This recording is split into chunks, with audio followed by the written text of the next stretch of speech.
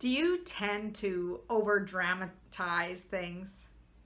Do you tend to compare yourself to others versus seeing the value in yourself? Hi, I'm Debra Kasowski, 3-time best-selling author, speaker, executive coach, and host of the Millionaire Woman Show podcast. I'm excited to help you in stopping killing your own confidence. You heard me right. People are killing their own confidence through different measures that I'm going to go through in this video. 1, comparing yourself to others. Stop it. When you compare yourself to others, you're comparing yourself often for one moment in time. Somebody might have received an award, or you're having a bad day and you look over at someone and you think, man, they got it so much better than I do, or they have it all figured out. But you don't know what goes on behind the scenes. You see one moment of time and you're comparing a whole lifetime.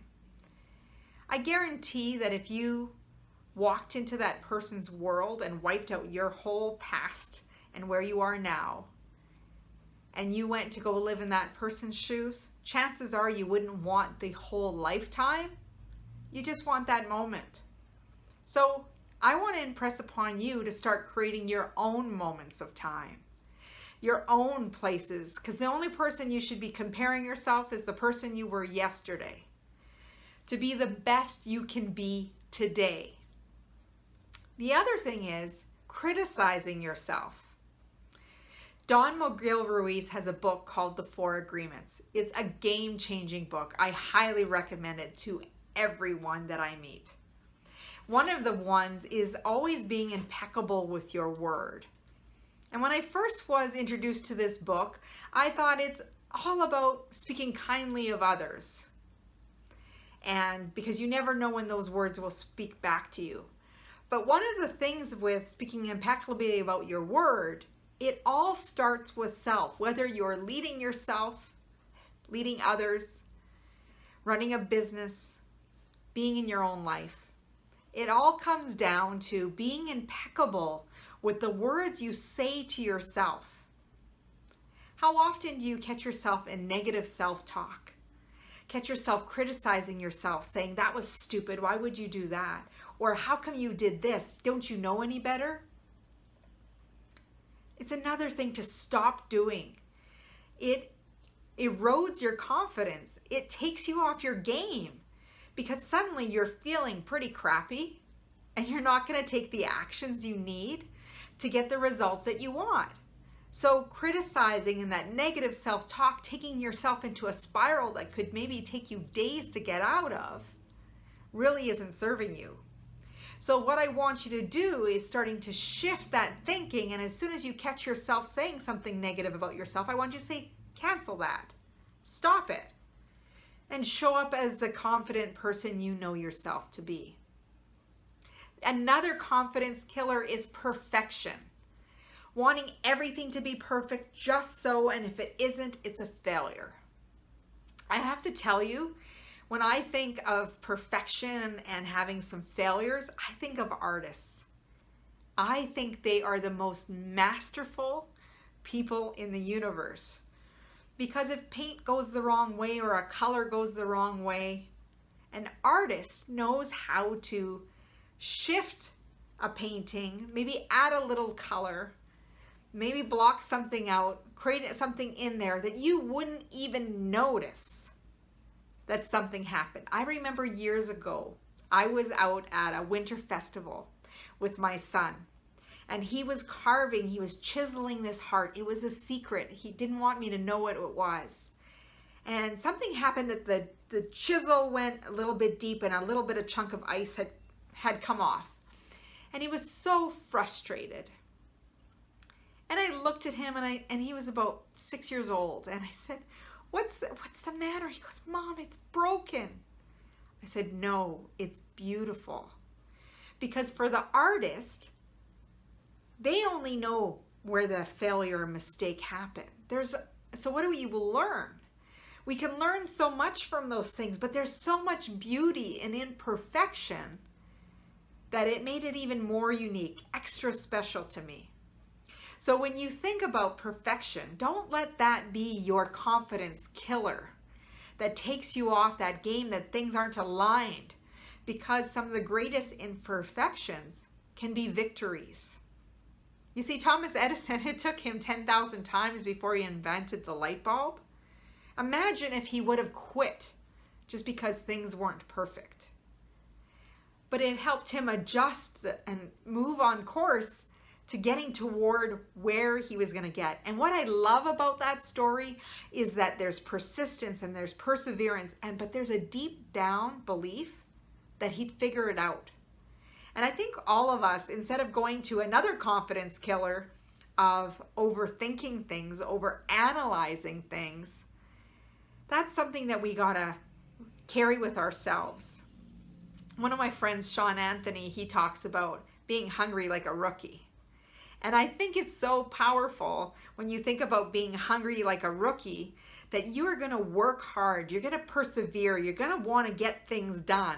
Knowing that you are going to be successful is just a matter of time. You just need to figure out the right combination and you will have it. Why beat yourself up because things aren't perfect? Knowing that things are coming and knowing that you're going to figure it out. When you have that hunger and drive, you can't help but figure it out. And that is what's going to get you through some of the toughest times. I like to say ignorance is bliss. That's almost the same. Is that when you don't know what you don't know, you work even harder without falling trap to people saying what's possible for you. When you believe in something, you're going to figure it out. You're going to be hungry to find the solution. And I think that's one of the most powerful things that people can do on their road to being more confident, feeling more credible, and really owning who they are. The other one is hanging out with negative people. We really need to eliminate that, because you're going to find when you're hanging out with negative people, all they do is suck the energy out of the room. They tell you about how things can't work for you. You heard me, that word can't. They choose not to have things happen for them. They're using that language that's disempowering.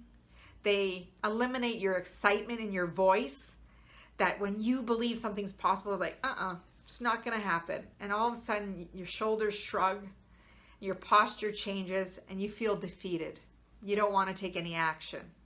So one of the things is being aware when you're around negative people, kind of putting up that invisible shield and choosing not to let the words or their energy impact you from staying true to who you are and what your dream is. You are meant to do what you're setting out to do, and you don't need people to talk you out of it, because there'll be times that you have your own self-doubt, but that self-doubt is actually a good thing. It's a check-in to say, what else do I need to know? And if I'm questioning whether or not I could do something, all the more reason to push through and just do it, as Nike has proudly used.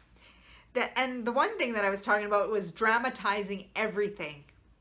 That is a confidence killer. When you go to the extreme, thinking everything's gosh awful and it's never going to work. I like to call it the Eeyore syndrome, from Winnie the Pooh. That you're like, oh, woe is me. It's never going to work out for me. Well, if you keep thinking that way, you are absolutely right.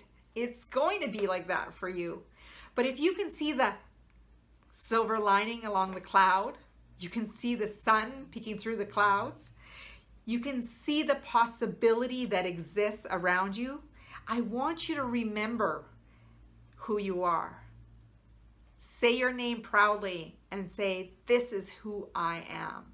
I remember one day I was in a funk, and my beautiful hairdresser said, Debra, remember who you are. And that has never left me, because whenever I feel myself falling into the funk, and yeah, I can get into a funk too, I tell myself, Debra, remember who you are. So I want you to remember who you are in being confident, going after what it is you want, not overthinking, not dramatizing everything, not waiting for perfection to take action, and disengaging from any criticism and negativity. And also that comparison, knowing that you're comparing yourself to nobody but yourself and who you were yesterday, who you were an hour before. Because you're not the same person a year ago that you are today. You've had different life experiences. You've had different people come into your life. You've read different books, different podcasts. Those who have made you who you are today, and that's who you're empowered to be. So stop killing your confidence. I want you to put those shoulders back, stand tall, and really own who you are. Because the world is waiting for you to share those gifts that you have. I'm Debra Kasowski. Thank you for joining me. Please go over to my website at www.debrakasowski.com, where you can get your free ebook of the 21 Habits High Achievers Kick to Achieve Success. And you'll also be enrolled into our Success Secrets newsletter, where I share strategies, tips, videos, podcasts of things that can help you grow in your leadership, your business, and human potential, your life. So step up, take a stand, and own who you are. I'm Debra Kasowski, www.debrakasowski.com to learn more. Have a great day.